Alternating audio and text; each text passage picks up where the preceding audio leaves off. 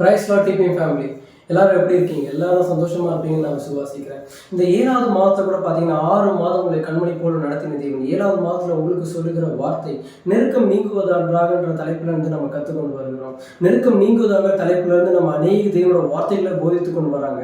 நீங்கள் எல்லாரும் அதை கேட்டிருப்பீங்கன்னு நான் விசுவாசிக்கிறேன். அநேக வார்த்தைகளை வளர்ந்துருப்பீங்கன்னு விசுவாசிக்கிறேன். இன்னைக்கு கூட நம்ம தேவனோட வார்த்தையை பார்க்க போகிறோம். திருப்பிக் கொள்ளுங்க. சங்கீதம் 118:5. நெருக்கத்திலிருந்து கர்த்தரை நோக்கி கூப்பிட்டேன், அவர் என்னை கேட்டருளி என்னை விசாலத்திலே வைத்தார். கர்த்தர் உங்கள் நெருக்கத்திலிருந்து உங்களை நீக்கி விசாலத்தில் வைக்கிறவராக இருக்கிறார். நம்ம இந்த மாதிரி யாருக்காவது வந்திருக்கா அப்படின்னு வேதத்தில் பார்க்கணும்னு சொன்னால், இஸ்ரவேல் ஜனங்கள் அநேக நேரங்களில் நெருக்கப்பட்டிருக்காங்க. அநேக நேரங்களில் மோசையின் காலத்தில் பார்த்தீங்கன்னா எகிப்தில் இஸ்ரவேல் ஜனங்கள் அடிமைதலையாக இருந்தாங்க. அடிமைதளத்தில் இருக்கும்போது அநேக நேரங்களில் அநேக காரியங்களில் அவங்க ரொம்பவும் நெருக்கப்பட்டாங்க. அப்போ நெருக்கப்பட்ட போது பார்த்தீங்கன்னா தேவன் அவங்களை அனுமதித்தார். அனுமதித்த நேரத்தில் நெருக்கப்படும் போது அவங்க ஒரே விஷயத்த பண்ணாங்க, தேவனை நோக்கி ஜெபித்தாங்க.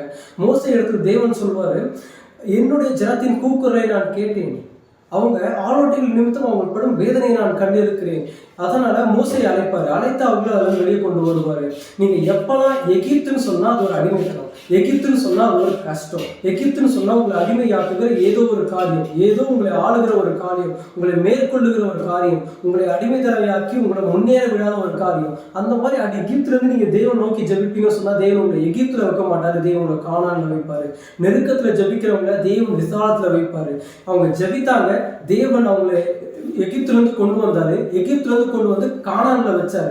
எகிப்துனா அடிமைத்தனம், கானான்னா ஆசீர்வாதம். நான் சொல்றேன், நீங்க அடிமைத்தனத்துல ஜெபிச்சீங்கன்னா தேவன் உங்களை ஆசீர்வாதத்துல வைப்பாரு. எப்பெல்லாம் பிரச்சனையில ஜெபிக்கிறீங்கன்னா தேவன் உங்களை சந்தோஷத்துல வைப்பாரு. நான் சமாதானம் இல்லாத, நான் வருத்தத்துல அழுகையில இருக்க தேவன் நீங்க ஜெபிப்பீங்கன்னு சொன்னா தேவன் உங்களை ஆனந்த கழிப்பாய் மாற்றி வைப்பாரு. தேவனை நோக்கி ஜெபிங்க. இந்த மாதத்துல கூட உங்க வாழ்க்கை மாறப்போகுது, உங்களோட நெருக்கம் நீங்க போகுது, உங்க கஷ்டங்கள் மாறப்போகுது. நம்ம தேவனை நோக்கி ஜெபிப்போமா? எங்கள் அன்பின் தேவனையும் உங்களை நோக்கி பார்க்கிறோமாப்பா. இந்த நாளில் கூட ஆண்டவரே, கஷ்டத்தில் ஜெபித்துக் கொண்டிருக்க உங்களுடைய ஜனத்தை நீ பார்ப்பீராக ஆண்டவரே.